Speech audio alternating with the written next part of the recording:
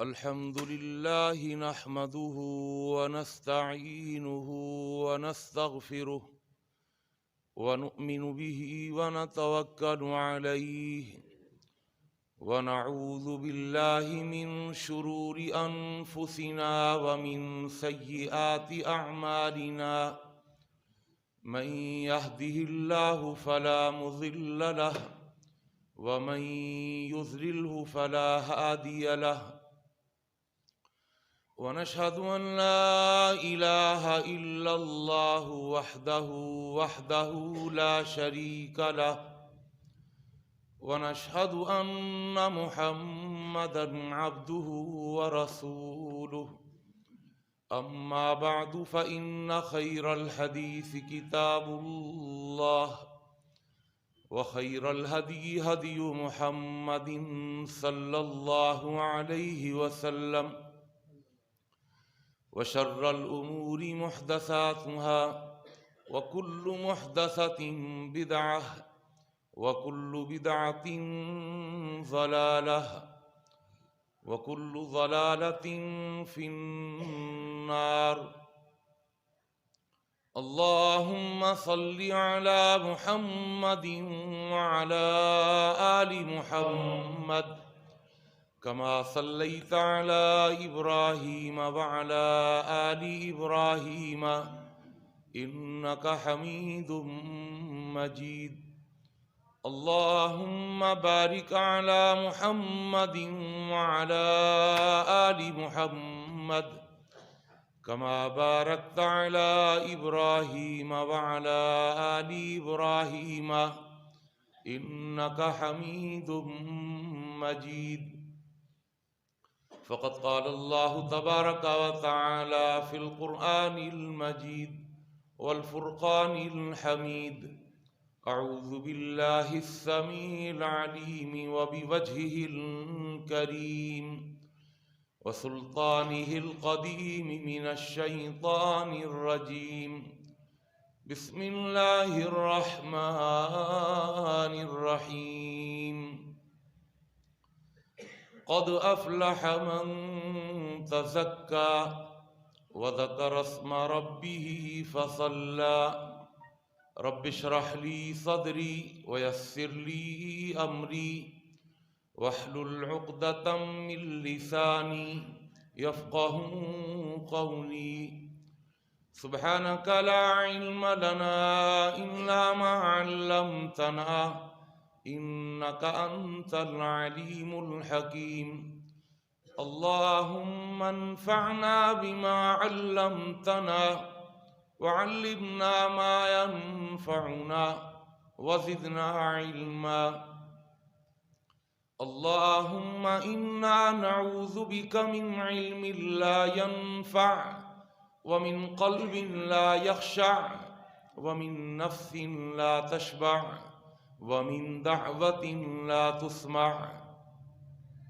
ہر قسم کی تعریفات و تحمیدات، تسبیحات و تقدیسات، تہلیلات و تمجیدات اور تہنیات و تکبیرات اس اللہ جل جلالہ عم نوالہ کے لیے جس کی جتنی بھی تعریفیں بیان کی جائیں، جس کی جتنی بھی حمد و ثنا بیان کی جائے اور جس کی جتنی بھی تحسین و ستائش بیان کی جائے اور جس کے لیے جتنے بھی شکریہ کے کلمات ادا کیے جائیں کم ہیں۔ حق یہ ہے کہ حق ادا نہیں ہو سکتا۔ حمد و ثنا کے بعد درود و سلام نازل ہوں دونوں جہانوں کے سردار پیغمبر آخر الزماں حضرت محمد مصطفیٰ صلی اللہ تعالی علیہ وآلہ وسلم کی ذات اقدس پر، جسد اقدس پر، روح اقدس پر بے شمار بے حد و حساب ان گنت لا تعداد کہ جنہیں اللہ تعالیٰ نے ساری کائنات کے لیے رہبر، رہنما اور تمام جہان والوں کے لیے رحمت بنا کے بھیجا ہے۔ مختصر سی حمد و صلات کے بعد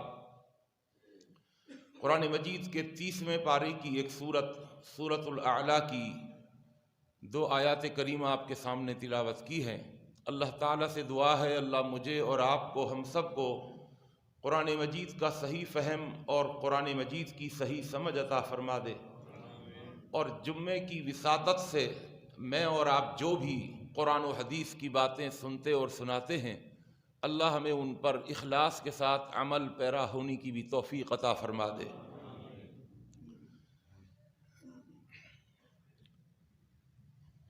آج کے جمعے کی اس نشست میں آپ کے سامنے نماز سے متعلق کچھ گفتگو ہوگی۔ یہ تو ہم سب جانتے ہی ہیں کہ جن و انس کی تخلیق اللہ نے اپنی عبادت کے لیے کی ہے، وَمَا خَلَقْتُ الْجِنَّ وَالْإِنسَ إِلَّا لِيَعْبُدُونَ۔ بہت ساری عبادتیں ہیں، نماز بھی ایک عبادت ہے، روزہ بھی ایک عبادت ہے، حج بھی عبادت ہے، عمرہ بھی عبادت ہے، قربانی بھی عبادت ہے، جہاد بھی عبادت ہے۔ بلکہ اگر کوئی شخص اپنے آپ کو دین کے اندر رکھے اور ہر معاملے میں اپنے دین کو اپنے سامنے رکھے تو قرآن و حدیث کے مطالعے سے یہ بات معلوم چلتی ہے کہ اللہ فرشتوں سے فرماتے ہیں، اے فرشتوں، یہ میرا بندہ اپنے کاروبار میں، اپنے گھر بار میں، اپنے آنے جانے میں، اپنے کھانے پینے میں، اپنے سونے جاگنے میں، اپنے اٹھنے میں، اپنے بیٹھنے میں، اوپر چڑھنے میں، نیچے اترنے میں، یہ ہر معاملے میں دین کو سامنے رکھتا ہے۔ تو اللہ اب کیا کریں؟ تو اللہ فرماتا ہے کہ میں نے اس کے ایک ایک عمل کو عبادت بنا دیا۔ اس کا دیکھنا عبادت، اس کا سننا عبادت، اس کا بولنا عبادت، اس کا ہنسنا عبادت، اس کا رونا عبادت، اس کا اٹھنا عبادت، اس کا بیٹھنا عبادت، اس کا جاگنا عبادت، اس کا سونا عبادت، اس کا چڑھنا عبادت، اس کا اترنا عبادت۔ میں اس کے ایک ایک عمل کو میں عبادت بناتا چلا جاتا ہوں۔ اس کی خوشی عبادت، اس کی غمی عبادت، اس کا محبت کرنا عبادت، اس کا اپنی بیوی سے محبت کرنا، بیوی کے منہ میں نوالا دینا بھی عبادت۔ ایک ایک عمل اللہ اس کا عبادت بنا دیتا ہے۔ تو یوں بہت ساری عبادتیں ہیں جو بندہ ادا کرتا ہے۔ آج کی جمعے کی اس نشست کے اندر ایک بڑی عبادت نماز کے بارے میں کچھ گزارشات اور معروضات رکھوں گا، اس امید کے ساتھ کہ آپ کی انشاءاللہ پوری توجہ مجھے حاصل رہے گی۔ یاد رکھیے کہ آج کی جمعے کی اس نشست کے اندر نماز کی کچھ کوالٹیز ایسی ہیں، نماز کی کچھ خصوصیات ایسی ہیں۔ دیکھیے، ایک ہوتا ہے خاص، ایک ہوتا ہے عام۔ عام میں اشتراک زیادہ ہوتا ہے، عام کے اندر اشتراک زیادہ ہوتا ہے، شرکت زیادہ ہوتی ہے۔ عام دعوت ہے، سب آ رہے ہیں، اس کے اندر شرکت بڑھتی چلی جا رہی ہے۔ لیکن کہا جاتا ہے یہ خاص لوگوں کو بلایا گیا ہے، خاص دعوت ہے، تو خاص میں اشتراک کم ہوتا ہے، شرکت کم ہوتی ہے۔ تو میں یوں تو عبادتوں کے اندر آپس میں اشتراک ہے، لیکن نماز کے اندر کچھ خصوصیتیں ہیں، نماز کی کچھ خاص کوالٹیز ہیں، ایسی انوکھی اور منفرد اور نرالی اور یونیک عبادت ہے، اور اس میں ایسی صفات ہیں کہ جو صفات دوسری عبادتوں میں نہیں ہیں۔ تو آج ان خصوصی صفات کو آپ کے سامنے اللہ کی توفیق سے رکھنا چاہوں گا کہ وہ خصوصی صفات نماز کے اندر کون سی ہیں، اور ان خصوصی صفات کی وجہ سے نماز تمام عبادتوں سے ممتاز ہو جاتی ہے۔ ان خصوصی عبادات کے، ان خصوصی کوالٹیز کو بس آپ نے اگر اپنے ذہن میں رکھ لیا تو انشاءاللہ آپ کو نماز پڑھنے میں مزہ آئے گا، اور نماز سے آپ کا ایک گہرا تعلق قائم ہو جائے گا۔ اور یاد رکھیے اگر کسی بھی چیز کو ذکر نہ کیا جائے، صرف اللہ کے پیغمبر کی ایک حدیث کو ذکر کر دیا جائے تو وہ ایک حدیث ہی نماز کی فضیلت کو بیان کرنے کے لیے کافی ہے۔ آقا فرماتے ہیں اے میری امت کے لوگوں، قرۃ عینی فی الصلاۃ، میری آنکھوں کی ٹھنڈک نماز کے اندر، میری آنکھوں کی ٹھنڈک نماز کے اندر، یہ اللہ کے پیغمبر فرماتے ہیں، یہ ایک حدیث ہی کافی ہے۔ دیکھیے جس طرح ایک پھول ہوتا ہے نا، اب نماز کی کوالٹی، سب سے پہلی کوالٹی، کل 8 خصوصیات ہیں، 8 خصوصیات، 8 ایسی کوالٹیز ہیں جو اور عبادتوں میں آپ کو نہیں ملیں گی۔ ان 8 میں سے پہلی خصوصیت نماز کی وہ یہ ہے کہ نماز، اللہ اکبر، کہ یہ رئیس العبادات ہے۔ رئیس العبادات کس طرح ہیں؟ یعنی تمام عبادتوں کا مجموعہ ہے۔ اگر نماز کے اندر غور کریں تو ایک عبادت کے اندر کئی عبادتیں موجود ہیں، ایک عبادت کے اندر کئی عبادتیں موجود ہیں، اور اتنی کثیر تعداد میں موجود ہیں کہ اللہ اکبر، انسان حیران رہ جاتا ہے۔ اتنی کثیر تعداد کے اندر ایک عبادت میں کئی عبادتیں۔ اس کو اس طرح سمجھ لیں، ایک پھول ہوتا ہے اور اس پھول کی ایک خوبصورتی ہوتی ہے، ایک رعنائی ہوتی ہے، اس کا ایک کلر ہوتا ہے، اس کی ایک خوشنمائی ہوتی ہے، اس کی ایک خوشبو ہوتی ہے، اس کی ایک مہک ہوتی ہے۔ وہ پھول بڑا ہی خوبصورت ہوتا ہے، لیکن اگر اس پھول کے ساتھ ایک دوسرا پھول بھی ملا لیا جائے، تیسرا پھول بھی ملا لیا جائے، چوتھا پھول بھی ملا لیا جائے، اور اس پھول کے ساتھ باغ کے سارے پھولوں کو جمع کر دیا جائے، تو اب وہ ایک پھول جو پہلے ایک پھول تھا، اس کا ایک کلر تھا، اس کی ایک خوشبو تھی، اس کی ایک مہک تھی، اس کی ایک خوشنمائی تھی، لیکن جب وہ بہت سارے پھول ایک جگہ جمع ہو جائیں تو اب اس کو پھول نہیں کہا جاتا، اب اس کو گلدستہ کہا جاتا ہے۔ اب اس کو کیا کہا جاتا ہے؟ گلدستہ کہا جاتا ہے۔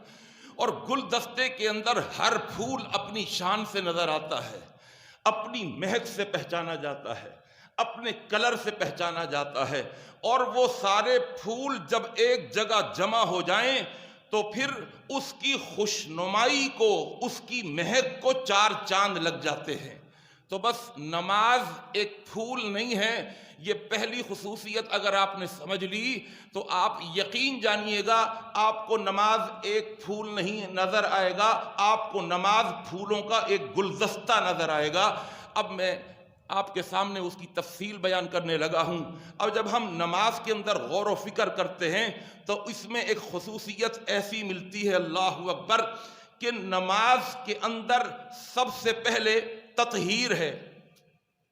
تطہیر طہارت سے ہے، نماز بغیر طہارت کے نہیں ہو سکتی۔ روزہ ہو سکتا ہے؟ ہو سکتا ہے۔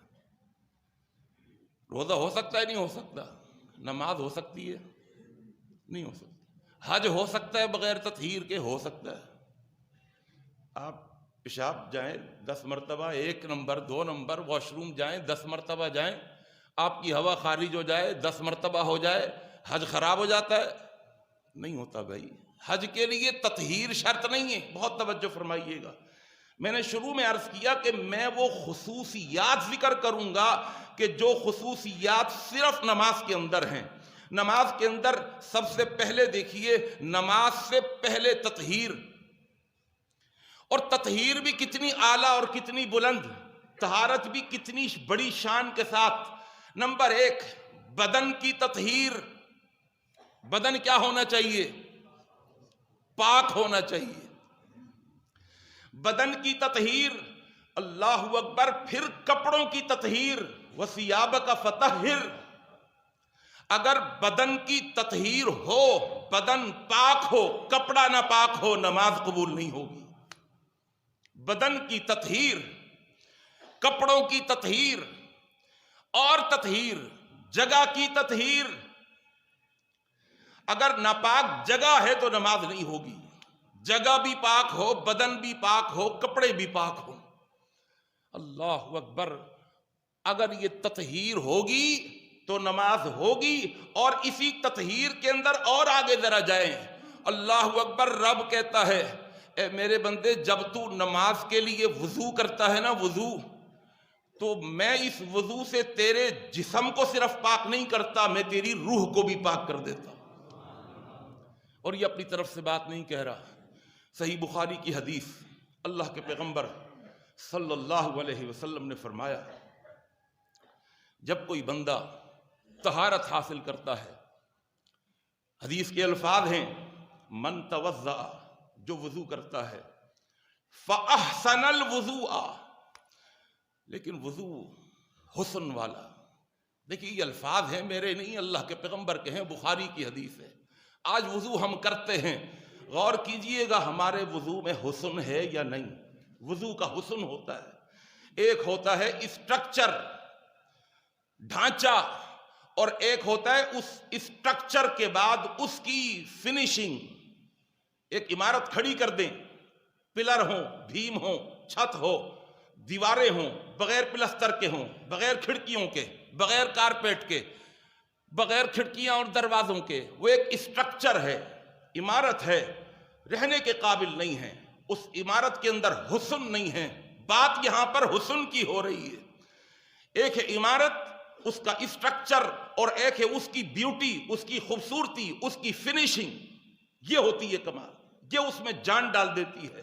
اس کا پلستر کر دیا گیا، اس کی ٹائلنگ کر دی گئی، اس کی کارپیٹنگ کر دی گئی، اس کے کھڑکی اور دروازے لگا دیے گئے، اور اس کو بہت ہی خوبصورت انداز میں کلر کر دیا گیا۔ اب یہ اس کی فنیشنگ ہے، یہ اس عمارت کا حسن ہے۔ رب کہتا ہے جو وضو کرے، اور وضو کرنے کے اندر صرف وضو کا اسٹرکچر نہیں چاہیے، صرف وضو کا ڈھانچہ نہیں چاہیے، بلکہ فرمایا من توضأ فأحسن الوضوء، اور اپنے وضو کے اندر حسن پیدا کر لے۔ وضو کا حسن، اللہ اکبر، فرمایا جب وضو شروع کرو تو بسم اللہ کہہ کے شروع کرو، یہ ہے وضو کا حسن۔ جانتے ہیں بسم اللہ کی پاور کیا ہے؟ اللہ کے پیغمبر صلی اللہ علیہ وسلم نے فرمایا جو کوئی اپنا وضو بسم اللہ کہہ کے شروع کر دیتا ہے، من توضأ فأحسن الوضوء خرجت الخطایا من جسدہ، اللہ اس کے پورے جسم سے اس کے گناہوں کو اس پانی کے ذریعے سے باہر نکال دیتے۔ جسم کی گندگی صاف ہو گئی، اور روح کی پلیدگی اور روح کی نجاست اور روح کی غلاظت اور روح کی آلودگیاں بھی باہر نکل گئیں۔ یہ ہے وضو کا کمال، یہ ہے حسین ترین وضو۔ صحیح طریقے سے وضو کرے، کلی کرے 3 دفعہ، مسواک کرے، مسواک نہیں ہے ٹوتھ برش کرے، اگر وہ نہیں ہے تو اپنی انگلیوں سے دلک، اپنی انگلی سے دانتوں کو صاف کرے، یہ ہے وضو کرنا۔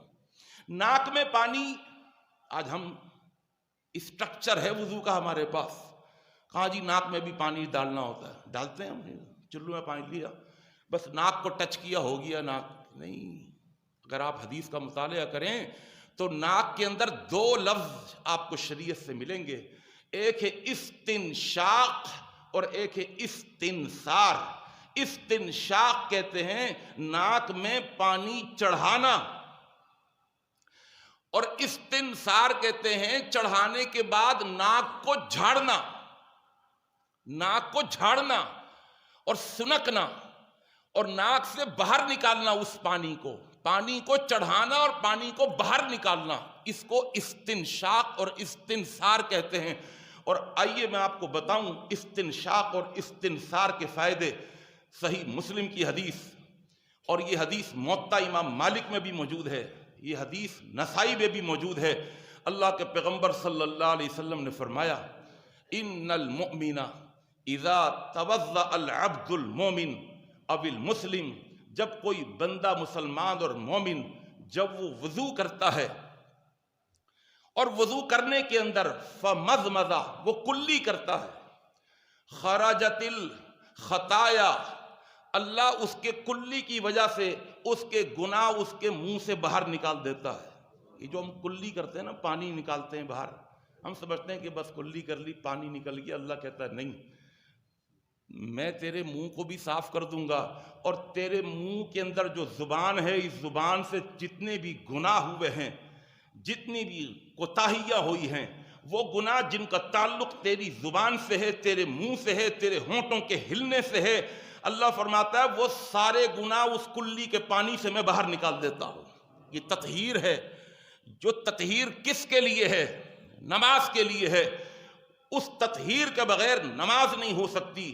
اس تطہیر کی ذرا شان دیکھیے، فرمایا جب وَإِذَا اسْتَنْثَرَ، اور جب یہ اپنی ناک میں پانی ڈالتا ہے، وَإِذَا اسْتَنْثَرَ، اور ناک کو جھاڑتا ہے، خَرَجَتِ الْخَطَايَا مِنْ أَنْفِهِ، اللہ اس کے دماغ کے سارے گناہ اس کی ناک سے باہر جھاڑ دیتا ہے۔ اور فرمایا اللہ کے پیغمبر نے وَإِذَا غَسَلَ وَجْهَهُ، جب یہ اپنے چہرے کو دھوتا ہے، خَرَجَتِ الْخَطَايَا مِنْ أَشْفَارِ عَيْنَيْهِ، تو اللہ اس کی آنکھیں بھی دھوتا ہے نا آدمی۔ اچھا آج ہم کیا کرتے ہیں؟ چھپکا مارا منہ پر، بس یہ منہ دھلنا ہی ہے۔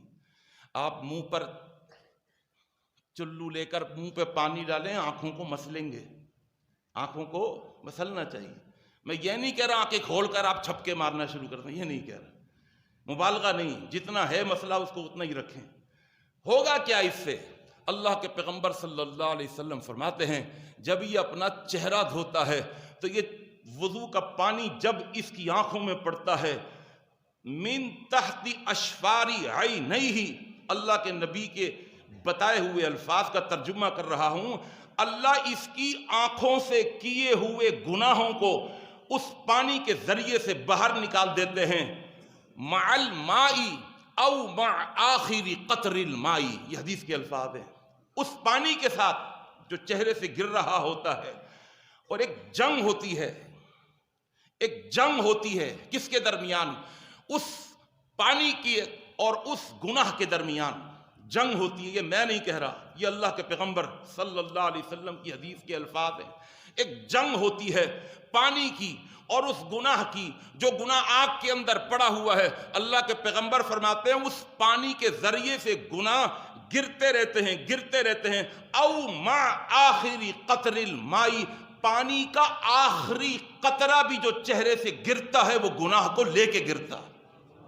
یہ اللہ کے نبی کے بتائے ہوئے پانی کا آخری قطرہ جو چہرے پہ لگ کر، آنکھوں پہ رکھ کر جب وہ چہرے سے گرتا ہے، اللہ کے پیغمبر فرماتے ہیں او آخری قطر الماء، پانی کا آخری قطرہ بھی اس کے آخری گناہ کو لے کر کے نیچے اترتا ہے، اور اس طرح اللہ اس کی آنکھوں کے گناہ بھی دھو دیتا ہے۔ وَإِذَا غَسَلَ يَدَيْهِ، جب دونوں ہاتھوں کو دھوتا ہے تو اللہ خرجت الخطایا من يديه حتی تخرج من تحت اظفار يديه، اللہ کے پیغمبر فرماتے ہیں جب یہ ہاتھوں کو دھوتا ہے تو ہاتھوں سے جتنے گناہ ہوئے تھے اللہ سارے گناہ دھو دیتا ہے، یہاں تک کہ اس کے ناخنوں کے اندر گناہ چھپا ہوا ہوتا ہے تو اس پانی کے ساتھ او مع آخری قطر الماء، یا پانی کے آخری قطرے کے ساتھ اللہ اس گناہ کو بھی باہر نکال دیتے ہیں۔ اللہ اکبر۔ اور اللہ کے پیغمبر فرماتے ہیں وَإِذَا مَسَحَ رَأْسَهُ، اور جب وہ اپنے سر کا مسح کرتا ہے، خرجت الخطایا من اذنیہ، کانوں کا بھی مسح کرتا ہے نا، یاد رکھیے سر کا مسح، کان سر کے حکم میں داخل ہیں، یعنی کانوں کے لیے الگ سے پانی نہیں لینا چاہیے، سر کے مسح کے لیے جو پانی لیں گے اسی پانی سے کانوں کا مسح کریں گے۔ اللہ کے پیغمبر صلی اللہ علیہ وسلم فرماتے ہیں یہ جو گیلے ہاتھوں میں چند قطرے لگے ہوئے ہیں نا، جس سے تو اپنے سر کا مسح کرتا ہے، اور ان گیلے اس چند قطروں کو جو انگلی میں لگے ہوئے ہیں جب تو کانوں میں ڈالتا ہے، اللہ کے پیغمبر فرماتے ہیں تیرے دماغ نے اور تیری آنکھوں نے اور تیرے دماغ نے، تیرے کانوں نے جو گناہ سنے تھے اور سن کر کے جو گناہ تیرے اندر جمع ہوئے تھے، اللہ سر کے مسح اور کانوں کے مسح کی برکت سے وہ گناہ باہر نکال دیتے ہیں۔ اور جب اپنے پاؤں کو دھوتا ہے تو پاؤں سے جہاں جہاں مشت رجلاہ، حدیث کے الفاظ ہیں، جہاں جہاں گناہ کی طرف تیرے پاؤں چل کر کے گئے تھے، تیرے پاؤں کو دھونے کی برکت سے اللہ تعالیٰ اس پانی سے تیرے ان گناہوں کو دھو ڈالتے ہیں۔ یہ تطہیر ہے، تطہیر، کتنی بڑی طہارت اور کتنی بڑی عبادت ہے یہ، اللہ اکبر۔ ابھی نماز نہیں پڑھی، ابھی صرف اس نے وضو کیا ہے، ہاں وضو حسن والا کیا ہے، بہترین وضو کیا ہے۔ اللہ کے پیغمبر فرماتے ہیں کہ وضو کرنے والا اب وضو سے فارغ ہو کر جب آسمان کی طرف دیکھ کر ایک دعا بھی پڑھ لے، اشہد ان لا الہ الا اللہ وحدہ لا شریک لہ واشہد ان محمدا عبدہ ورسولہ اللہم اجعلنی من التوابین واجعلنی من المتطہرین۔ یاد ہے بھائی دعا یہ؟ جس کو یاد ہے ذرا ہاتھ کھڑا کریں بھائی۔ ماشاءاللہ، اللہ تعالیٰ آپ لوگوں کو اس دعا کا اہتمام کرنے کی توفیق عطا فرمائے، اور جن میرے بھائیوں کو یاد نہیں ہے وہ یاد کر لیں، اس لیے کہ اس کی فضیلت بتا رہا ہوں۔ اللہ کے پیغمبر نے فرمایا جو وضو کرنے کے بعد اس دعا کو پڑھ لے، آسمان کی طرف دیکھ کر، آسمان کی طرف، کچھ لوگ اشارہ بھی کرتے ہیں، اشارہ ثابت نہیں ہے، اشارہ کرنا انگلی سے آسمان کی طرف ثابت نہیں ہے، آسمان کی طرف دیکھ کر وضو کرنے کے بعد یہ عمل کر لے اور یہ دعا پڑھ لے، اللہ تعالیٰ اتنا خوش ہوتے ہیں اس بندے سے۔ اللہ فرماتے ہیں تو نے وضو کیا ہے، تو نے جو وضو کیا ہے اور پھر آسمان کی طرف دیکھ کر تو نے مجھ سے دعا کی ہے، اس وضو اور اس دعا کی برکت کی وجہ سے میں اتنا تجھ سے خوش ہوا ہوں، میں نے جنت بنائی، جنت کے 8 دروازے بنائے، تیرے اس عمل کی وجہ سے میں جنت کے 8 دروازے کھول کر تجھے جنت کا حقدار بنا دیتا۔ ابھی تو نماز شروع بھی نہیں ہوئی، ابھی تو نماز شروع بھی نہیں ہوئی، ابھی تو تطہیر سے کیا بلند مقام مل گیا۔ اب جب اس طہارت کو لے کر جب بندہ نماز کے اندر داخل ہوتا ہے، بہت ساری عبادتوں کو سمیٹتا ہوا، بہت ساری عبادتوں کو جمع کرتا ہوا کھڑا ہوتا ہے، تو سب سے پہلے قبلے کا تصور، قبلے کی ڈائریکشن ہوتی ہے نہیں ہوتی؟ کیوں جی؟ اپنی ایمان سے بتائیے، روزے میں کوئی قبلے کی شرط ہے؟ نہیں ہے۔ حج میں کوئی قبلے کی شرط ہے؟ نہیں ہے۔ اللہ اکبر، زکوٰۃ میں کوئی قبلے کی شرط ہے؟ آپ اگر بہترین وضو کریں لیکن اگر آپ قبلے کی طرف منہ کر کے نماز نہیں پڑھتے، کسی اور طرف منہ کر کے نماز پڑھتے ہیں، جائے نماز 10,000 روپے کا مصلی ہو، قیمتی مصلی ہو، مصلی کو چھوڑیے، آپ مسجد میں کھڑے ہوئے ہوں، مسجد کو بھی چھوڑیے، آپ مسجد نبوی میں کھڑے ہوئے ہوں، مسجد نبوی کو بھی چھوڑیے، مکہ کے اندر مسجد حرام کے اندر خانہ کعبہ میں کھڑے ہو کر منہ اپنا قبلے سے پھیر کر نماز پڑھے، نماز ہو جائے گی؟ قبلے کا تصور، قبلے کا تصور، اور اس کے بعد اللہ اکبر کہتا ہے، سب سے پہلے کیا کہتا ہے؟ آپ کیا سمجھتے ہیں اس اللہ اکبر کو؟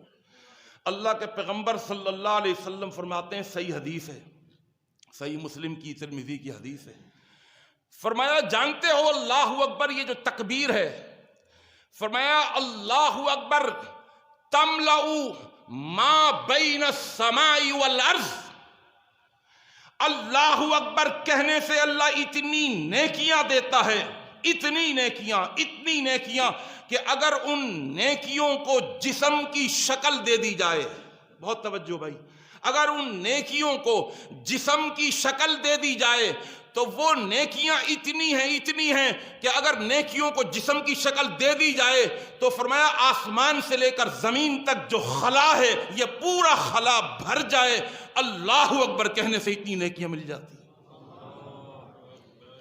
کیا سمجھتے ہیں نماز کو؟ اور اس میں صرف اللہ اکبر نہیں ہے، نماز میں جب آپ غور تو کریے تو صحیح، اس میں تکبیر بھی ہے، اس میں تسبیح بھی ہے، اس میں تحمید بھی ہے۔ تسبیح ہے نا، سبحان ربی العظیم، تسبیح ہے، سبحان ربی الاعلی۔ کیا سمجھتے ہیں تسبیح کو؟ فرمایا اگر کوئی صرف سبحان کہتا ہے، صرف سبحان، ابھی سبحان ربی العظیم پورا نہیں کہا، صرف سبحان کہتا ہے، اللہ اکبر، اللہ کے پیغمبر صلی اللہ علیہ وسلم نے فرمایا کہ سبحان اللہ یملأ نصف المیزان، صرف ایک دفعہ سبحان اللہ کہنے سے اتنی نیکیاں ملتی ہیں کہ اللہ نے جو ترازو بنایا ہے کل قیامت کے دن، وَنَضَعُ الْمَوَازِينَ الْقِسْطَ لِيَوْمِ الْقِيَامَةِ، جس کے دو پلڑے ہوں گے، ایک نیکیوں کا پلڑا ہوگا، ایک گناہوں کا پلڑا ہوگا. فرمایا صرف سبحان اللہ کہنے سے نیکیوں کا پلڑا آدھا بھر جاتا ہے، آدھا. نصف المیزان، نصف کہتے ہیں آدھے کو. فرمایا والحمدللہ، سبحان اللہ کے بعد کوئی الحمدللہ کہہ لے تو الحمدللہ سے وہ آدھا خالی میزان اور آدھا خالی ترازو وہ بھی بھر جاتا ہے. صرف سبحان اللہ الحمدللہ کہنے سے نیکیوں کا پلڑا بھر جاتا ہے. نماز کے اندر اللہ اکبر کہہ کر کے نماز شروع کرتا ہے، اس میں تطہیر بھی ہے، اس میں تکبیر بھی ہے، پھر اس کے اندر تحمید بھی ہے، پھر اس میں ثنا بھی ہے. تو جی بات سمجھ آ رہی ہے؟ یہ گلدستہ بن رہا ہے. یہ ایک عبادت نہیں، یہ بہت ساری عبادتوں کا مجموعہ ہے. یہ رئیس العبادات ہے. اس کے اندر تحمید بھی ہے. سورہ فاتحہ میں الحمدللہ ہے، تحمید بھی ہے، اس میں تعوذ بھی ہے. تعوذ جانتے ہیں؟ اعوذ باللہ من الشیطان الرجیم. تعوذ کیا ہے؟ اللہ کی پناہ میں آنا. حضرت یوسف اللہ کی پناہ میں آئے. اللہ کی پناہ میں جو آ جاتا ہے تو اللہ اس کے بند دروازے کھولتا چلا جاتا ہے. قال معاذ اللہ، جب معاذ اللہ کہا، زلیخا نے سارے دروازے بند کر دیے تھے. وغلقت الابواب، ابواب جمع ہے باب کی. ایک کوٹھری نہیں تھی، ایک کمرہ نہیں تھا، کوٹھری میں کوٹھری، کمرے میں کمرہ، اور اندر کہیں لے جا کر سارے دروازے بند کر کے گناہ کی دعوت دی. اللہ اکبر. حضرت یوسف نے کہا معاذ اللہ، اور معاذ اللہ کہہ کر بند دروازوں کی طرف دوڑ لگا دی. ارے کیا ہوا؟ کیا دروازے کھل گئے تھے؟ دروازے بند تھے. لیکن یوسف کو یقین تھا کہ جب میں اللہ کی پناہ میں آ چکا ہوں تو ان بند دروازوں کی طرف دوڑنا میرا کام ہے، اور پناہ میں لینے والے کا کام ان بند دروازوں کو کھول دینا ہے. دوڑتے چلے گئے، دروازے کھلتے چلے گئے اور وہ باہر نکل گئے. اللہ کی پناہ، اس میں تعوذ بھی ہے، اس میں تسمیہ بھی ہے. تسمیہ جانتے ہیں؟ بسم اللہ الرحمن الرحیم. اس میں تعوذ بھی ہے اپنی طاقتوں کے ساتھ، اس میں تسمیہ بھی ہے اپنی طاقتوں کے ساتھ. بسم اللہ کی برکت، اللہ اکبر، یہ ایک الگ موضوع ہے. تعوذ کی برکت یہ ایک الگ موضوع ہے. اس میں تعوذ بھی ہے، اس میں تسمیہ بھی ہے، اس میں سورہ فاتحہ بھی ہے. کون سی سورہ فاتحہ؟ جو قرآن نہیں ہے بلکہ ام القرآن. یہ سورہ فاتحہ کی شان ہے. قرآن کی 114 سورتوں میں سے یہ وہ واحد سورت ہے جس سورت کو اللہ قرآن نہیں کہتا بلکہ ام القرآن کہتا ہے. قرآن کی ماں، قرآن کی اصل، قرآن کی بنیاد، قرآن کا خلاصہ اور ساری شریعتوں کا خلاصہ سورہ فاتحہ کے اندر. اس میں سورہ فاتحہ بھی ہے. سورہ فاتحہ کے اندر الحمدللہ، اللہ کی حمد ہے. رب العالمین، رب کی ربوبیت ہے. الرحمن، رحمان کی رحمانیت ہے. الرحیم، رحیم کی رحیمیت ہے. مالک یوم الدین، اس کے اندر مالک کی مالکیت ہے. اس کے اندر یوم الدین کا تصور ہے. ایاک نعبد و ایاک نستعین، بندے اور اللہ کے درمیان ایک کمٹمنٹ ہے، ایک معاہدے کا ذکر بھی ہے. اہدنا الصراط المستقیم، اس میں ہدایت بھی ہے، اس میں صراط مستقیم بھی ہے. صراط الذین انعمت علیہم، اس کے اندر منعم علیہم بھی ہیں. غیر المغضوب علیہم ولا الضالین، اور گمراہوں سے اور وہ لوگ جن پر اللہ کا غصہ اترا ہے ان سے نکلنے کا تصور، ان سے بچنے کا تصور بھی ہے. اس میں قرات بھی ہے، اس میں قیام بھی ہے. قیام بھی عبادت ہے نا. میں صرف وہ عبادتیں گنواتا چلا جاؤں، آپ گنتے چلے جائیں، اس گلدستے میں پھول جمع کرتے چلے جائیں. اس کے اندر قیام بھی ہے، اس کے اندر رکوع بھی ہے، اس کے اندر قومہ بھی ہے، اس کے اندر سجدہ بھی ہے، دو سجدوں کے درمیان اس کے اندر جلسہ بھی ہے. اور اللہ اکبر، دیکھتے چلے جائیں پڑھتے چلے جائیں. رکوع کی تسبیحات سبحان ربی العظیم، سبحان ذی الجبروتی والملکوتی والکبریائی والعظمہ، سمع اللہ لمن حمدہ، ربنا لک الحمد. اللہ تیرے لیے حمد ہے. ملء السماوات، آسمان بھر کر تیرے لیے حمد. وملء الارض، زمینیں بھر کر تیرے لیے حمد. وملء ما شئت من شیء بعد. اللہ میرا ویژن تو اتنا بڑا نہیں، میری آنکھوں کی، میرے دماغ کی وسعتوں میں تو آسمان کی وسعتوں سے بڑھ کر کوئی وسعتیں نہیں ہیں. میری آنکھوں کے آگے زمین کی وسعتوں سے بڑھ کر کوئی اور وسعتیں نہیں ہیں. اللہ میں اب یہ کہتا ہوں وَمِلْءَ مَا شِئْتَ مِنْ شَيْءٍ بَعْدَ، آسمانوں اور زمینوں کے علاوہ جو بھی تیری کائنات کے اندر وسعتیں ہیں اللہ، وہ ساری وسعتوں کو میں تیری حمد سے بھر کر تیرے آگے تحفہ بنا کر کے پیش کر رہا ہوں. اور میرے دوستوں، میرے بزرگوں، اس کے اندر پھر سجدہ بھی ہے. سجدہ کیا ہے؟ اللہ اکبر، جہاں پر عبدیت کی انتہا ہو جاتی ہے. سجدے میں کیا ہوتا ہے؟ عبدیت کی، جب کوئی اپنی پگڑی اٹھا کر کسی کے آگے زمین پر رکھ دے، سرنڈر کر دے اور کہہ دے اللہ ذرا دیکھ تو صحیح، میرا جھکنا تو دیکھ، میرا جھکنا تو دیکھ. میں اب تیرے آگے اس طرح جھک گیا ہوں کہ میری پیشانی زمین پر، مٹی پر، میری ناک زمین پر، میری آنکھیں زمین پر، میرا پورا وجود زمین پر، میرے دونوں ہاتھوں کی 10 انگلیاں زمین پر، میں نے گھٹنے ٹیک دیے ہیں، میرے گھٹنے زمین پر، میرے دونوں پاؤں زمین پر، میرا پورا وجود زمین پر، اور زمین پر رکھ کر اپنے وجود کو مٹا کر، اپنے وجود کو گرا کر، اپنے آپ کو پستی میں ڈال کر میں تیری بلندی کا اعتراف کرتا ہوں. سبحان ربی الاعلی، میں پست ہوں تو اعلیٰ ہے، میں ادنا ہوں تو اعلیٰ. اللہ اکبر، یہ ہے سجدہ. اور میرے دوستو، میرے بزرگوں، صحیح مسلم کی ایک حدیث سناتے ہوئے میں آگے بڑھوں. اللہ کے پیغمبر صلی اللہ علیہ وسلم نے فرمایا اقرب ما یکون العبد من ربہ وہو ساجد. بڑی پیاری حدیث ہے صحیح مسلم کی.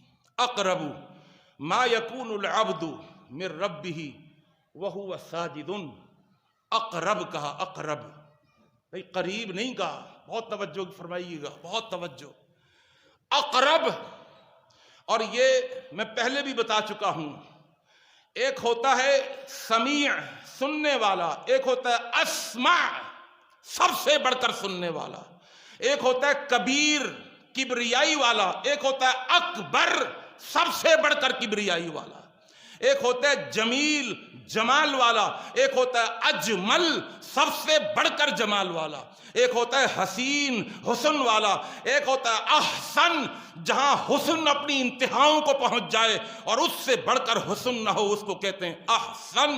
اور اللہ فرماتا ہے کہ جب بندہ سجدے میں جاتا ہے تو اقرب، وہ میرے قریب نہیں ہوتا، اقرب وہ میرے قریب ترین ہو جاتا ہے.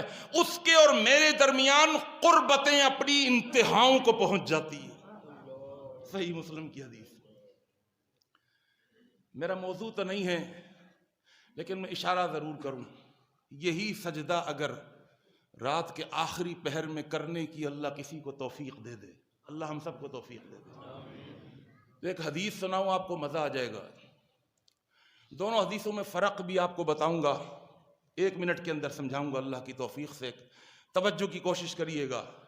دیکھیے یہ جو حدیث سنائی، اس میں بندے کی قربت اپنی انتہاؤں کو پہنچی ہوئی نظر آ رہی ہے. بندے کی قربت. کس کی طرف قربت؟ قریب کون ہونا چاہتا ہے؟ بندہ. آ رہی ہے بات سمجھ؟ کس کے قریب ہونا چاہتا ہے؟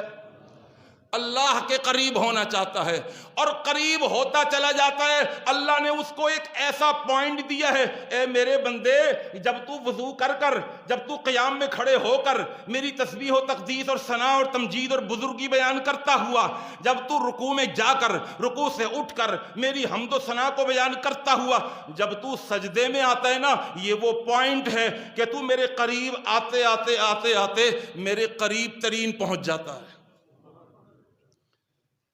بندہ طالب ہے اور اللہ مطلوب ہے. آ رہی ہے بات سمجھ؟ لیکن فرمایا جس کو رات کے آخری پہر میں تہجد کی نماز پڑھنے میں اور پھر سجدہ کرنے میں یہ توفیق نصیب ہو جائے کہ وہ رات کو اٹھ کر تہجد پڑھ کے جب وہ سجدے میں جاتا ہے تو حدیث کے الفاظ اب دوسرے ہیں بھائی سنیے گا. اقرب ما یکون الرب من العبد وهو ساجد. پہلے تو یہ تھا کہ بندہ اللہ کے قریب جاتے جاتے قریب ترین پہنچ گیا تھا، لیکن جب تہجد میں سجدہ کرتا ہے تو اللہ فرماتا رک جائے میرے بندے، تو نے آنے میں حد کر دی، اب میں آتا ہوں، میں تیرے قریب ہوتا ہوں، اب میں آتا ہوں اور تیرے قریب ترین میں خود ہوتا ہوں. اللہ فرماتا اقرب ما یکون الرب، اب رب تیرے قریب ہوتے ہوتے تیرے قریب ترین پہنچ جاتا.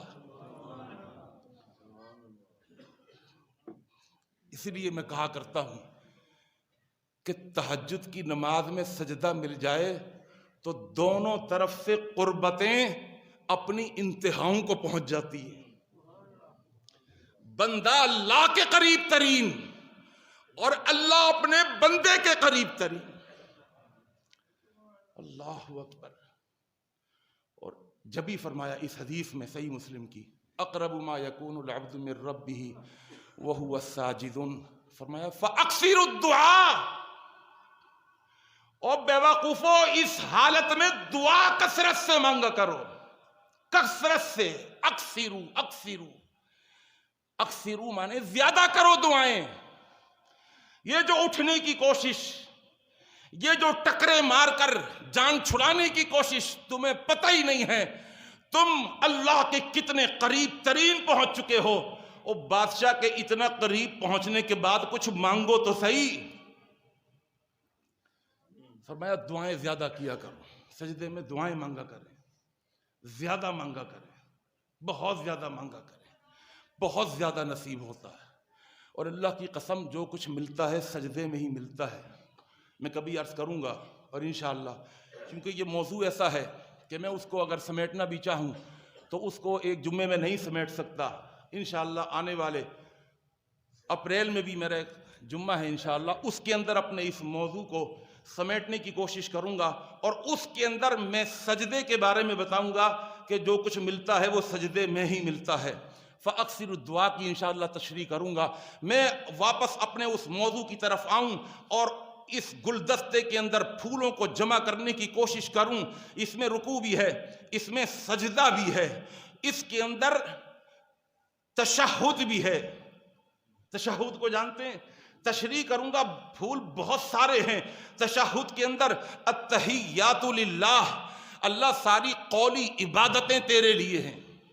قولی عبادتیں بھائی، قول کہتے ہیں بول کو، وہ عبادتیں جن کا تعلق میری زبان سے ہے، وہ ساری عبادتیں تیرے لیے. والصلوات، اللہ پوری بدنی عبادتیں تیرے لیے. والطیبات، ساری مالی عبادتیں تیرے لیے. اس گلدستے کے اندر پھول جمع ہو رہے ہیں اور پھول بڑھ رہے ہیں. ہر پھول اپنی خوشنمائی کے ساتھ اس کے اوپر 4 چاند لگا رہا ہے. اور پھر اس کے اندر التحیات للہ والصلوات والطیبات. السلام علیک ایھا النبی ورحمۃ اللہ وبرکاتہ. اس میں اللہ ہے. اس کے اندر درود بھی ہے. یہ نماز کے اندر درود بھی ہے. اللہم صلی علی محمد. اس کے اندر محمد صلی اللہ علیہ وسلم کا ذکر، آل محمد کا ذکر، ابراہیم کا ذکر، آل ابراہیم کا ذکر. انک حمید مجید، اس میں حمید کا ذکر، مجید کا ذکر. اللہم بارک علی محمد وعلی آل محمد. اس کے اندر امامت بھی ہے، اس کے اندر اقتداء بھی ہے. نماز کے اندر ہے نا ساری چیزیں یہ. اس میں امامت بھی ہے، اس کے اندر اقتداء بھی ہے، اس کے اندر تسلیم بھی ہے، سلام بھی ہے. کون سی عبادت ہے جو اس کے اندر نظر نہیں آتی؟ اللہ اکبر میرے دوستو، میرے بزرگوں، جب ہم اس طرح نماز کو دیکھتے ہیں تو نماز ایک عبادت نہیں ہے بلکہ بہت ساری عبادتوں کا مجموعہ ہے. یہی وجہ ہے کہ اس کو محدثین رئیس العبادات کہتے ہیں. رئیس العبادات، تمام عبادتوں کی سردار. اور ساری عبادتیں اس نماز کے اندر جمع ہو جاتی ہیں۔ نماز کی دوسری خصوصیت کا مطلب ذہن میں ہوگا، یعنی وہ چیز جو نماز میں ہے دوسری چیز میں نہیں ہے، دوسری عبادت میں نہیں ہے، یہ ہے خصوصیت کا مطلب۔ نماز کی دوسری کوالٹی طبرانی کی حدیث ہے، اللہ کے پیغمبر صلی اللہ علیہ وسلم نے فرمایا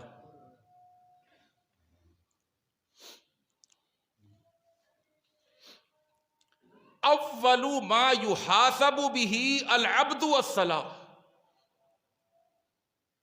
قیامت کے دن میدان محشر کے اندر ابھی سوالات ہوں گے، جوابات ہوں گے، ہر انسان سے پوچھا جائے گا۔ سب سے پہلا سوال اول ما یحاسب به العبد الصلاۃ، سب سے پہلے نماز کے بارے میں سوال ہوگا۔ بھائی کیا روزے کی اہمیت نہیں ہے؟ رمضان آ رہا ہے، روزے کی اہمیت آپ کو بتائیں گے سارے علماء اور خطباء، اور ہم جانتے ہیں روزے کی کیا اہمیت ہے۔ سب سے پہلا سوال نماز کے بارے میں، اور ذرا سنیے، فرمایا اول ما یحاسب به العبد الصلاۃ۔ اللہ فرمائے گا اذا صلحت، اے میرے فرشتوں سب سے پہلے اس کی نمازوں کو دیکھ لو، اذا صلحت، اور یہ اعلان سن لو، اگر اس کی نمازیں مکمل ہوں، اگر اس کی نمازیں درست ہوں، مکمل ہوں۔ بھائی مکمل ہونے کا مطلب سمجھتے ہیں؟ مثال کے طور پر جب تک انسان حد بلوغت کو نہیں پہنچتا نماز فرض نہیں ہے۔ حد بلوغت پر پہنچنے کے بعد نماز فرض ہو گئی، اب مرتے دم تک اس نے اگر 40 سال گزارے ہیں تو اب 40 سال نماز کے بارے میں اللہ پوچھیں گے کہ ایک دن میں اتنی نمازیں، مہینے میں اتنی، سال میں اتنی، 40 سال میں اتنی نمازیں، اس کے نماز میں فرض مکمل ہیں یا نہیں؟ اللہ کے نبی صلی اللہ علیہ وسلم نے فرمایا اگر کچھ کمی بیشی ہوگی تو فرشتے کہیں گے اللہ کچھ نمازیں اس کی کم ہیں۔ اب انسان بھول بھی جاتا ہے، اب جب بھول گیا تو نماز نہیں پڑھی، تو اللہ کی مہربانی دیکھیے، اللہ فرشتوں سے کہیں گے دیکھو هل له من تطوع، چلو اس کے کچھ فرض میں کمی آ رہی ہے، اس کے کچھ نفلی نمازیں ہیں، کچھ سنتیں ہیں، آج تم فرض پڑھے اور نکلے بھاگے، کچھ سنتیں نوافل ہیں اس کے، ہاں اللہ نوافل ہیں۔ اللہ فرماتا ہے مجھے یہ بتاؤ کتنی کمی ہے فرائض میں؟ اللہ اتنی کمی ہے۔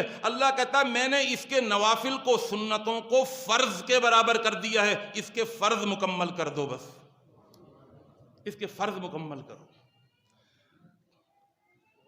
فَإِن صَلُحَتْ، جب اس کے فرض مکمل ہوں گے، صلح سائر عملہ، اللہ کہے گا اس کی زکوٰۃ کو مت دیکھو، اس کے روزوں کو مت دیکھو، اس کے حج عمروں کو مت دیکھو۔ اگر اس کی نماز مکمل تو سمجھ لو زکوٰۃ بھی مکمل، نماز مکمل تو سمجھو روزہ مکمل، اگر نماز مکمل ہر عبادت مکمل، اس لیے کہ جب نماز مکمل ہے تو ساری عبادتیں مکمل۔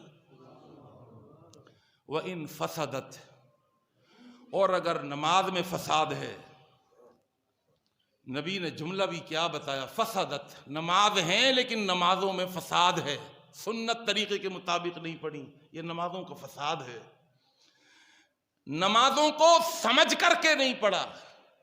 ایک ہے لا علمی کی نماز، ایک ہے علم والی نماز۔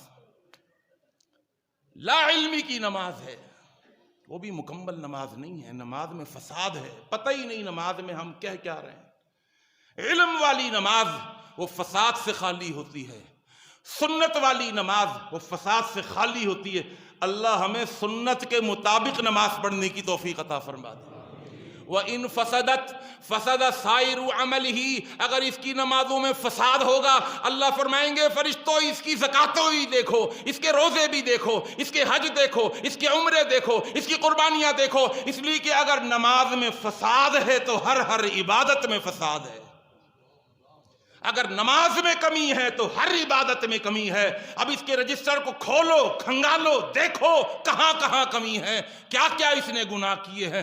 میرے دوستو، میرے بزرگوں، نماز کی اہمیت کا اندازہ ہو رہا ہے آپ کو؟ نہیں ہو رہا. وہ خصوصیت ہے جو اور عبادتوں کے اندر نہیں ہے. دو خصوصیتیں ہو گئی ہیں. تیسری خصوصیت،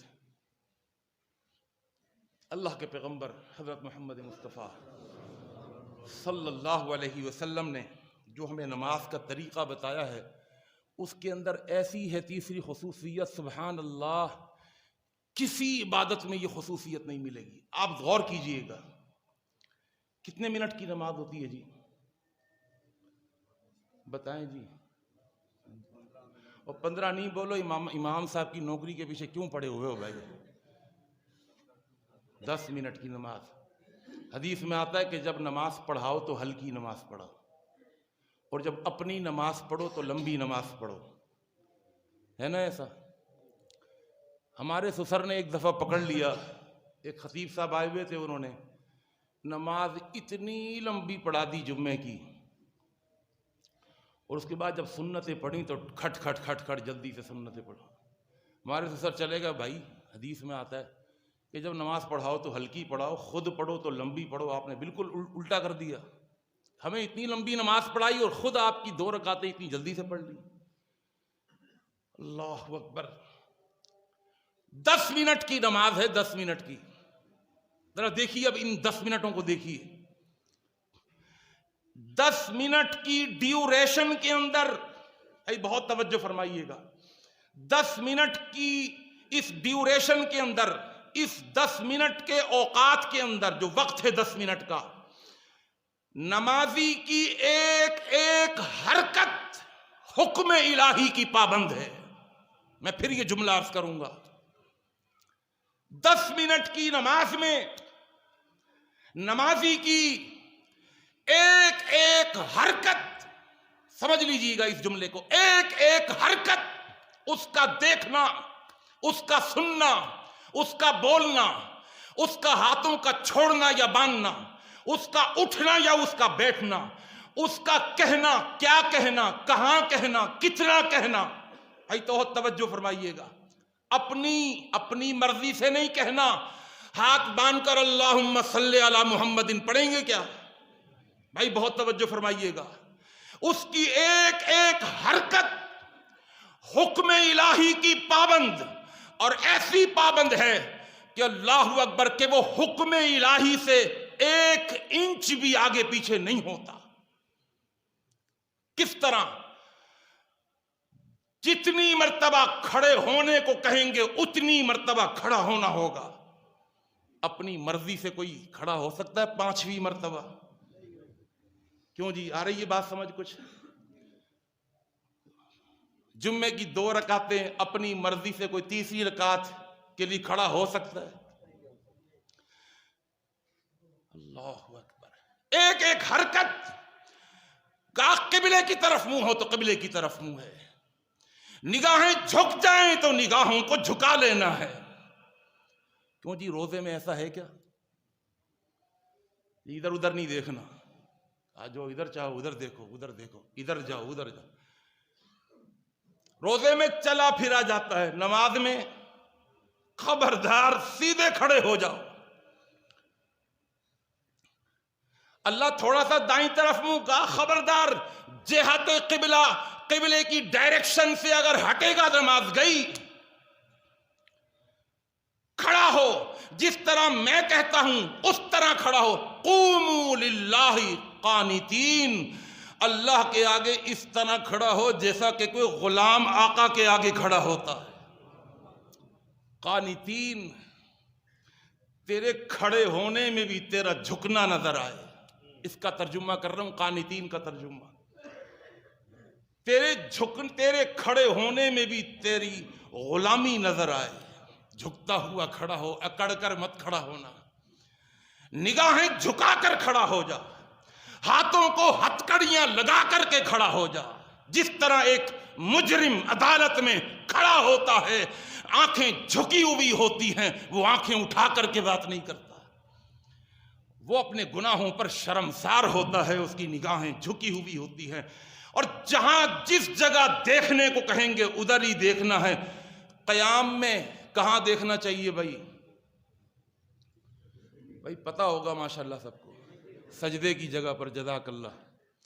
قیام کی حالت میں سجدے کی جگہ دیکھنا ہے، اور جب تشہد میں بیٹھے ہوئے ہوں تو نگاہ کہاں ہونی چاہیے بھائی؟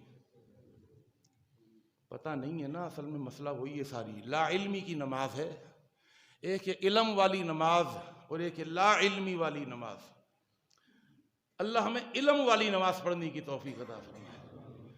فرمایا جب تشہد میں بیٹھو تو نگاہ جو ہے وہ سیدھے ہاتھ کی شہادت کی انگلی کی طرف ہونی چاہیے، لیکن یہ نہیں گردن موڑ کے آپ دیکھنا شروع کر دیں، ایسے نہیں، سمجھ آ رہی ہے؟ ایسا نہیں کہ گردن موڑ کے آپ کہیں جی وہ تو مولوی صاحب نے کہا تھا، اب ہر کوئی گردن دائیں طرف کر کے بیٹھا، ایسا نہیں، گردن سیدھی ہو، نگاہ اس انگلی پر ہو۔ اللہ اکبر۔ ایک ایک حرکت حکم الہی کی پابند، جتنی مرتبہ کھڑے ہونے کو کہیں گے اتنی مرتبہ کھڑا ہونا ہوگا، جہاں ہاتھ باندھنے کو کہیں گے وہاں ہاتھ باندھنا ہوگا، جہاں ہاتھ چھوڑنے کو کہیں گے وہاں ہاتھ چھوڑنا ہوگا، جو جملہ، جو کلمہ، جو دعا، جو قرآن جہاں پر پڑھوانے کو کہیں گے وہاں پڑھنا ہوگا، جتنی مرتبہ پڑھانے کے لیے، پڑھنے کے لیے کہیں گے اتنی مرتبہ پڑھنا ہوگا۔ اللہ اکبر۔ تیری مرضی نہیں چلے گی، اس 10 منٹ کے اندر میری مرضی چلے گی، میری مرضی پر اپنی مرضی کو قربان کر دے، میری چاہت پر اپنی چاہت کو قربان کر دے۔ اب یہ ہاتھ باندھ کر سورہ فاتحہ پڑھتا ہے، یہ درود نہیں پڑھ سکتا۔ سورہ فاتحہ کے بعد قرات کرے گا، سورہ فاتحہ کے بعد یہ تشہد نہیں پڑھ سکتا، درود نہیں پڑھ سکتا۔ اب ہم جھکنے کے لیے کہتے ہیں، اب ہم ہاتھوں کو اٹھانے کے لیے کہتے ہیں، اب ہم جھکنے کے لیے کہتے ہیں، جتنا جھکائیں گے اتنا ہی جھکنا۔ اللہ جھکانا چاہتا ہے نا، میں ایک ہی دفعہ جھک کر سجدے میں چلے جاؤں، کہا نہیں، جتنا جھکائیں گے، جس اینگل میں جھکائیں گے اسی اینگل سے جھکنا ہوگا۔ اب رکوع کی حالت میں چلا جا، اب یہ رکوع کی حالت میں چلا گیا، جو یہاں پڑھنے کو کہیں گے وہ یہیں پڑھنا ہوگا۔ اللہ دل چاہ رہا ہے رکوع میں سبحان ربی العظیم کے بجائے سبحان ربی الاعلیٰ پڑھ لوں، نماز ہو جائے گی؟ اس کی ایک ایک حرکت، اس کا قول، اس کا بول، اس کا دیکھنا، اس کا اٹھنا، اس کا بیٹھنا حکم الہی کا پابند۔ وہ رکوع میں اللہ کی تسبیح بیان کرے گا، اور فرمایا جب ہم اٹھنے کو کہیں گے تو اٹھنا، اور جتنی مرتبہ ہم رکوع کروائیں گے اتنی مرتبہ رکوع کرنا، جتنی مرتبہ سجدہ کروائیں گے اتنی مرتبہ سجدہ کرنا۔ ایک رکعت میں ایک رکوع، کوئی 2 رکوع کرے گا قبول ہوگا؟ نہیں ہوگا۔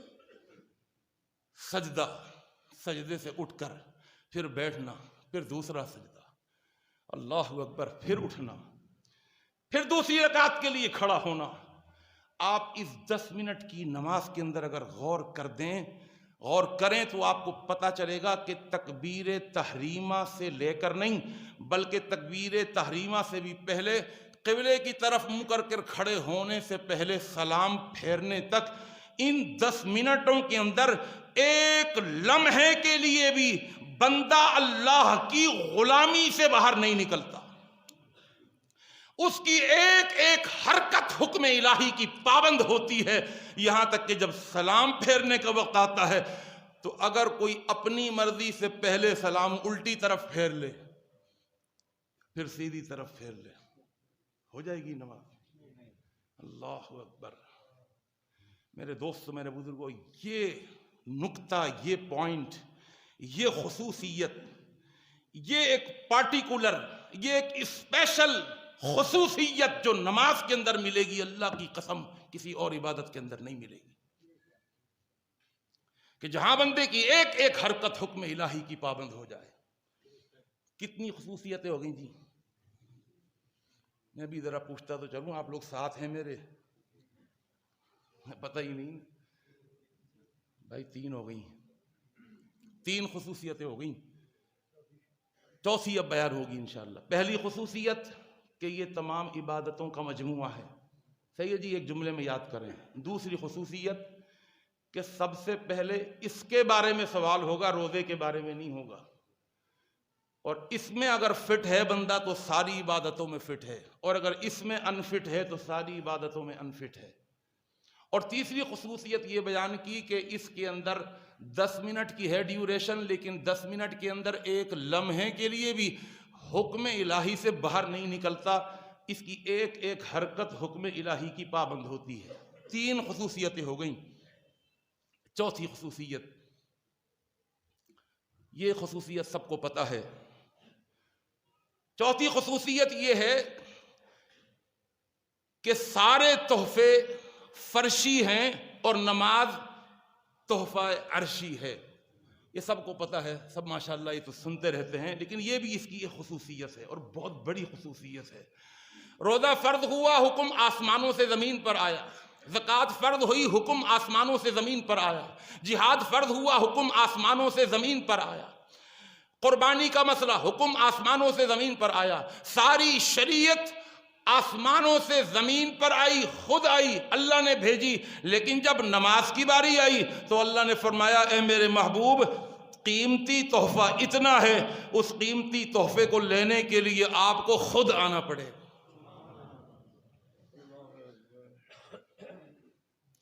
اللہ کیسے آ جاؤں؟ راکٹ تو تھے نہیں اس زمانے میں، کوئی جہاز تو تھے نہیں، کوئی ایسی سواریاں تو تھے نہیں. کہا میرے حبیب آنا پڑے گا. اللہ کیسے آؤں گا؟ کہا پہلے سفر بتا دوں کہ سفر کس طرح کرنا ہے. مسجد حرام سے نکلو اور سفر کرو بیت المقدس تک، اور پھر بیت المقدس سے نکلو اور پھر زمین سے آسمان تک کا فاصلہ طے کرو. اللہ زمین سے آسمانوں تک کا فاصلہ بہت بڑا فاصلہ ہے. مسجد حرام سے بیت المقدس تک کا فاصلہ بھی مہینوں کا فاصلہ ہے.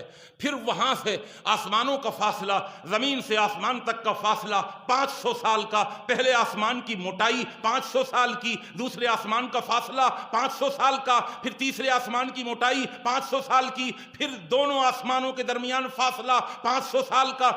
علی ھذا القیاس 7 آسمانوں کی یہ طویل مسافتیں طے کرنی ہیں. اور پھر 7ویں آسمان پر اللہ نے ایک سمندر بنایا ہے. اس سمندر کی گہرائی اتنی ہے کہ 500 سال کی مسافت پر اس سمندر کی گہرائی. یہ ہمیں نہیں پتا، یہ اللہ کے نبی صلی اللہ علیہ وسلم نے فرمایا. ہمارا کام ہے ایمان لانا.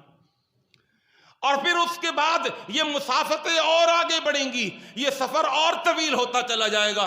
پھر سدرۃ المنتہا کی وادیاں آئیں گی، پھر قاب قوسین کی منزلیں آئیں گی. اللہ یہ مسافتیں کیسے طے ہوں گی؟ فرمایا اے میرے محبوب آنے کا ارادہ آپ کر لیں، اللہ کی قسم ان طویل ترین مسافتوں کو سمیٹ کر لمحوں کے اندر بدل دینا یہ میرا کام. اللہ نے بلایا نہیں بلایا. اور پھر اللہ نے جو تحفہ دیا میرے دوست میرے بزرگوں، وہ یہ نمازوں کا تحفہ تھا جو اللہ کے پیغمبر صلی اللہ علیہ وسلم لے کر کے آئے. یہ اللہ کا دیا ہوا قیمتی تحفہ ہے، قیمتی تحفہ. اس کو اللہ نے ڈائریکٹ دیا ہے، ڈائریکٹ. آ رہی ہے بات سمجھ میں؟ دیکھیے کہ تحفہ کسی کے ہاتھ بھجوا دینا، ایک تحفہ کسی کے ہاتھ بھجوا دینا. ہر تحفہ جبرائیل لے کر کے آئے نا، لیکن جب اس تحفے کی باری آئی تو کہا محبوب اتنا قیمتی تحفہ ہے، میں تجھے ڈائریکٹ دینا چاہتا ہوں، اپنے ہاتھوں سے دینا چاہتا ہوں. قیمتی تحفہ ہے. اللہ اکبر. اور واقعتاً بڑا قیمتی تحفہ ہے. آپ کو پتہ ہے اللہ نے نماز فرض کیوں کر دی؟ فرض یہ اللہ کی عین محبت ہے اپنے بندوں سے. اللہ نے نماز فرض کر دی. فرض کا مطلب سمجھ آتی ہے نا؟ فرض یہ تو کرنا ہی کرنا. فرض تو قرض ہے، یہ تو کرنا ہی کرنا. ڈاکٹر کے پاس جاتے ہیں نا آپ، ڈاکٹر آپ کی بیماری کو دیکھ کر پھر ایک پورا پرچہ بناتا ہے، فلانی دوائی، فلانی ٹیبلٹ، فلانا کیپسول، فلانی. اور اس کے بعد کچھ دوائی ایسی ہوتی ہے جو خاص دوائی ہوتی ہے، اس کو انڈر لائن کر کے کہتا ہے میاں بقیہ دوائیاں، دوسری دوائیاں بھول جانا، یہ جو دوائی ہے نا اس کو نہیں بھولنا، یہ کھانی ہی کھانی ہے، ہوتا ہی نہیں ہوتا، اس کو انڈر لائن کر دیتا ہے، اس کے بغیر شفا نہیں ملے گی۔ اللہ نے جو نمازیں فرض کر دیے یہ اللہ کی مہربانی ہے، اللہ کی قسم۔ ایک ماں اپنے بچے کو جب کڑوی دوائی دیتی ہے نا، کڑوی دوائی، ماں نفرت کر رہی ہوتی ہے کیا دشمنی کر رہی ہوتی ہے؟ بچہ رو رہا ہے، چیخ رہا ہے، چلا رہا ہے، منہ بند کر رہا ہے، اور ڈاکٹر نے کہا یہ اینٹی بائیوٹک اس کو ضرور دینی ہے۔ ہم کیا کرتے ہیں؟ ماں کو آپ نے دیکھا ہوگا، ایک ٹانگ اس کی ٹانگوں پر رکھ کر کہا تم اس کے ہاتھ پکڑو، اس کا سر پکڑو، ہے نا ایسا، اور پھر اپنے ہاتھ سے اس کا منہ، اس کے گال کو دباتی ہے، کسی طرح اپنا یہ منہ کھولے۔ وہ بچہ بل بلا رہا ہے، پھڑک رہا ہے، رو رہا ہے، اور یہ ماں اس سے دشمنی کر رہی ہے۔ وہ کڑوی دوائی کھلانے کے لیے اس کا منہ زبردستی کھولتی ہے، بچہ نہیں چاہتا، پینا نہیں چاہتا، یہ اس کو پلانا چاہتی ہے، زبردستی کرتی ہے، اور ضروری اس کو دوائی پلاتی ہے، اور پھر یہ اس کی نفرت نہیں ہوتی، دشمنی نہیں ہوتی، یہ ماں کی ممتا ہوتی ہے، ماں کی محبت ہوتی ہے۔ اللہ کی قسم، یہ 10 منٹ کی نماز جو اللہ پڑھواتا ہے نا، ہمیں بظاہر تو اچھی نہیں لگتی، دکان بند کرنی پڑتی ہے، کاروبار کو چھوڑنا پڑتا ہے، اپنے کام کاج کو چھوڑنا پڑتا ہے، اپنے گھر کو چھوڑنا ہوتا ہے، دوستوں کے پاس سے اٹھنا پڑتا ہے، اپنے آفس کی سیٹ سے اٹھنا پڑتا ہے، آنا پڑتا ہے، ہمارا کچھ ٹائم لگ جاتا ہے۔ اللہ اکبر، اللہ کی قسم، یہ جو اللہ نے تھوڑی سی سختی دی ہے نا، اس سختی میں اس کی نرمی ہے، اس کی رحمت ہے، اس کی مہربانی ہے۔ اس لیے کہ ماں سے پوچھو او یہ کڑوی دوائی اتنی زبردستی کیوں پلا رہی ہے؟ وہ کہتی ہے کہ اس لیے پلا رہی ہوں کہ شفا اسی کے اندر ہے۔ اللہ نمازیں کیوں پڑھوا رہا ہے پتہ ہے؟ فرمایا کہ جب نماز پڑھ کے چلا جاتا ہے بندہ، گناہ کرتا ہے، گناہ کرتا ہے، گناہ نہیں کرتا، پھر ظہر کا وقت آ جاتا ہے، یہ گناہ کما کے لے کر آیا ہے، کچھ گناہ بھی کیے ہیں فجر سے ظہر تک۔ اللہ اکبر، جو وضو کرتا ہے، میں تشریح کر چکا ہوں، پھر ایک مرحلے سے گزر کر جب نماز کے اندر داخل ہوتا ہے، اللہ کہتا ہے میں فجر سے لے کر ظہر تک کے سارے گناہ اس کے معاف کر دیتا ہوں۔ پھر عصر کی نماز پڑھتا ہے، ظہر سے عصر تک کے سارے گناہ معاف، مغرب، پھر عشاء، پھر عشاء کے بعد فجر۔ اللہ اپنے بندے کی غلاظتیں، گندگیاں، وہ بیماریاں ختم کرتا ہے جو بندہ کما کر کے لے کر آتا ہے۔ اور اللہ کے پیغمبر نے تو ایک مثال دے کر اس طرح سمجھا دیا جس طرح 2 اور 2 4 ہوتے ہیں۔ اللہ کے پیغمبر نے فرمایا مجھے یہ بتاؤ، کسی کے گھر کے دروازے پر ہی پانی کی کوئی نہر موجود ہو، پانی کی کوئی، میٹھے پانی کی کوئی نہر موجود ہو، نہر کا پانی چلتا ہے، رکا ہوا نہیں ہوتا، رکے ہوئے پانی کے اندر غلاظتیں ہو سکتی ہیں، لیکن چلتے ہوئے پانی کے اندر غلاظتیں بھی چلتی ہیں، آگے بڑھ جاتی ہیں، پانی پاکیزہ ہوتا ہے۔ وَأَنزَلْنَا مِنَ السَّمَاءِ مَاءً، طہورا کا نمونہ ہوتا ہے۔ فرمایا کسی کے گھر سے دور نہیں کہ جانا پڑے، جا کر کے آنا پڑے، نہیں، گھر کے دروازے پر پانی کی نہر بہتی ہو، اور وہ آدمی اس نہر کے اندر 1 مرتبہ نہیں، 2 مرتبہ نہیں، 3 مرتبہ نہیں، 4 مرتبہ نہیں، 5 مرتبہ غسل کرتا ہے۔ هل يبقى على جسده من درنه شيء، اللہ کے پیغمبر سوال کرتے ہیں مجھے بتاؤ تو صحیح، 5 مرتبہ نہانے کے بعد، 5 مرتبہ غسل کر لینے کے بعد اس کے جسم پر کوئی میل کچیل باقی رہ سکتی ہے؟ صحابہ نے کہا اللہ کے پیغمبر، 1 دفعہ ہی نہانے میں ساری غلاظتیں دھل جاتی ہیں، ساری نجاستیں دھل جاتی ہیں، کوئی 5 دفعہ نہا لے اس کے جسم پر کوئی غلاظت کیسے رہ سکتی ہے؟ فرمایا فَذَلِكَ مِثْلُ الصَّلَوَاتِ الْخَمْسِ يَمْحُ اللَّهُ بِهِنَّ الْخَطَايَا، یہی مثال بس 5 نمازوں کی ہے۔ ایک نماز کو پڑھنا ایسا ہے جیسے اللہ کی رحمت کی نہر کے اندر کوئی شخص نہا کے نکلتا ہے، اپنے گناہوں کو ختم کر کے نکلتا ہے، پھر دوسری مرتبہ نہاتا ہے، پھر اللہ کے رحمت کے سمندر کے اندر تیسری مرتبہ غوطہ زن ہوتا ہے، چوتھی دفعہ نہاتا ہے، پانچویں دفعہ نہاتا ہے، اللہ اس کو گناہوں سے ایسا پاک صاف فرما دیتا۔ کل کتنی خصوصیتیں ہو گئیں بھائی؟ پانچویں خصوصیت،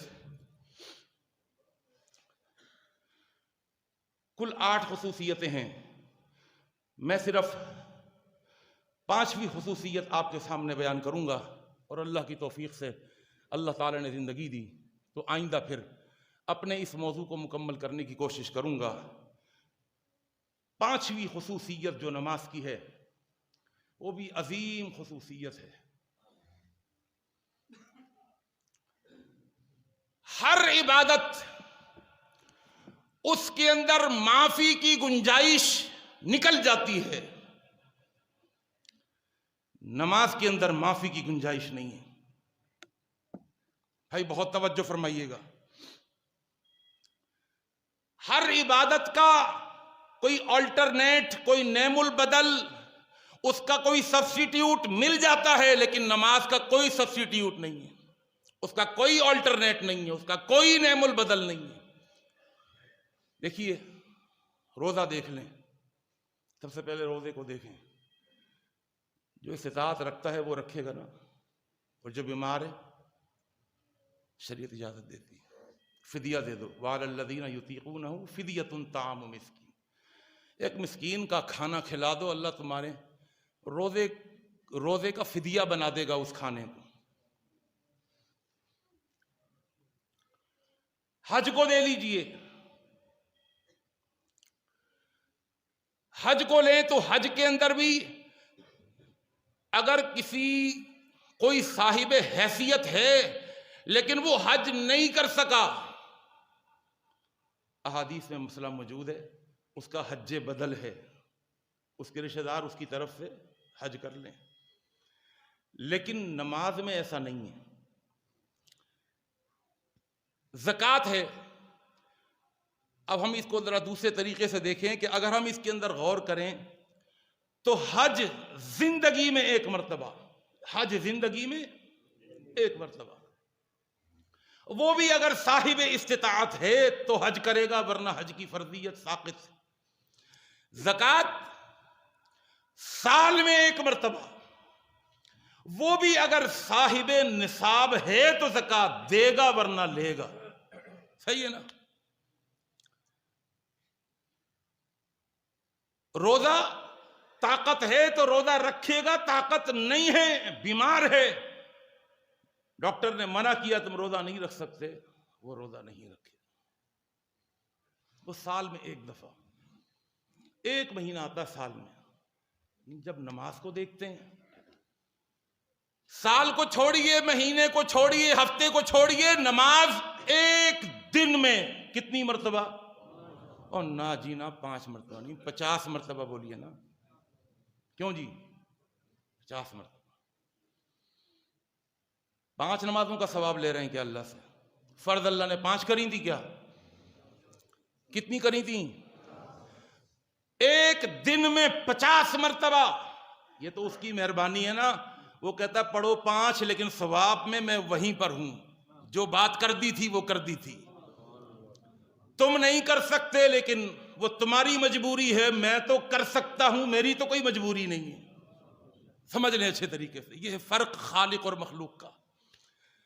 تم نہیں کر سکتے، تم 50 نہیں پڑھ سکتے، لیکن میں تو 50 کا ثواب دینا میرا کام تھا، 50 نمازیں پڑھنا تمہارا کام تھا، اور تمہارے یہاں کوتاہی ہو سکتی ہے، کمزوری ہو سکتی ہے، میں کمزوری سے پاک ہوں، میرے خزانوں میں کمی نہیں ہے۔ تو ایک دن میں 50 نمازیں، 10 دن میں، میرے ساتھ ذرا چلتے رہیے، 10 دن میں کتنی ہو گئی بھائی؟ بھائی حساب کتاب میں کمزور ہیں۔ 500 نمازیں 20 دن میں، 1000 نمازیں، اور 30 دن کے اندر، اور جی سبحان اللہ یا اللہ، حساب کتاب صحیح بھائی، 1500 نمازیں۔ حج زندگی میں ایک مرتبہ، وہ بھی استطاعت ہے تو کرے ورنہ نہیں۔ زکوٰۃ سال میں ایک مرتبہ، روزہ سال میں ایک دفعہ، لیکن جب نماز کی باری آتی ہے کہا سال میں نہیں، مہینے میں نہیں، ہفتے میں نہیں، مجھے ہر دن میں 50 نمازیں چاہیے، 50 نمازیں، اور ایک مہینے میں 1500 نمازیں، اور ایک سال کے اندر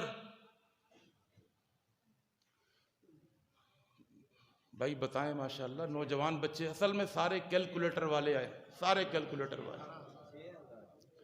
1800 نمازیں، اللہ جزائے خیر دے، یہ بھائی کاروباری لگتے ہیں ماشاءاللہ۔ کتنی؟ 18,000 نمازیں، اللہ اکبر۔ سال میں کتنی مرتبہ؟ 18,000، لیکن پڑھتے کتنی مرتبہ ہیں؟ 1800 مرتبہ، ہے نا؟ 1800 نمازیں، وہ ثواب دے رہا 18,000۔ آ رہی ہے بات سمجھ؟ اللہ اکبر۔ یہ 5ویں خصوصیت آپ کے سامنے بیان کی ہے، اس کی خصوصیتیں 8 ہیں، اور ہر خصوصیت اپنے اندر بہت گنجائش رکھتی ہے، بڑی گہرائی رکھتی ہے۔ اللہ تعالیٰ سے دعا ہے اللہ تعالیٰ ان 5 خصوصیتوں کے ساتھ ہمیں اپنی نماز پڑھنے کی توفیق عطا فرما دے، اور انشاءاللہ زندگی رہی تو بقیہ 3 خصوصیتیں آپ کے سامنے بیان کروں گا۔ اللہ مجھے بیان کرنے کی، آپ کو اللہ تعالیٰ حق بات سننے کی، مجھے سنانے کی، اور پھر حق بات سمجھنے اور سمجھانے کے ساتھ ساتھ حق بات کے اوپر عمل کرنے کی توفیق عطا فرما دے۔ اقول قولی ھذا استغفر اللہ۔